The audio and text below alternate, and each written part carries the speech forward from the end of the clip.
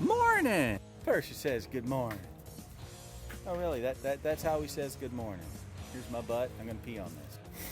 Yeah, beautiful day. It's a beautiful sunny morning, beautiful blue skies. You know, you may have noticed, maybe it's the gray hair, maybe it's the wrinkles. I've been around a while, so I have a little bit of perspective on shit that I remember seeing from my childhood, first becoming aware of the outside world and what was going on outside my own little home, family, and town. Remember first finding out about what Vietnam was, or where it was, or what was happening there.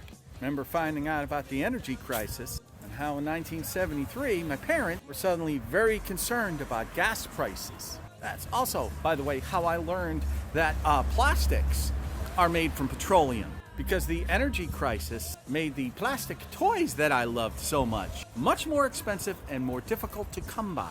There was one Christmas during my childhood, the early 1970s, during the energy crisis, when I got no toys made from plastic because the cost of petroleum had made them cost prohibitive. What I'm saying is I remember a lot of shit. I mean, I don't remember what I had for lunch 3 days ago, but I remember this shit. And in fact, I remember when the Israeli Prime Minister was assassinated by a far right-wing hardliner Israeli Jew because he wanted to make peace in the Middle East and prohibited a new settlement in the West Bank that would split the West Bank down the middle. Bisect it, rather. Apparently saying no to that cost him his life. Too many people have forgotten that. Because right now, Benjamin Netanyahu, fascist, apartheid enthusiast, and wanted genocidal war criminal, is ready to approve financing and allocation of material to build that settlement in the West Bank that bisects it. And now, people are focusing on the fact that this violates international law. But people are also forgetting that this thing was proposed before and rejected. Israeli right-wing hardliner killed the prime minister because he opposed it.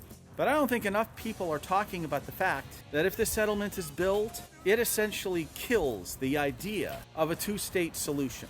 It makes the establishment of a Palestinian state untenable and close to impossible. And this is deliberate. That is literally why they want to do this. Because they don't want the Palestinians to ever have a state. I mean, it's like they forgot what it was like to be stateless, to be persecuted in the diaspora, and not have a place to call home. This is not a good idea from an far right-wing fascist Israeli government that is just full of bad ideas. Per se.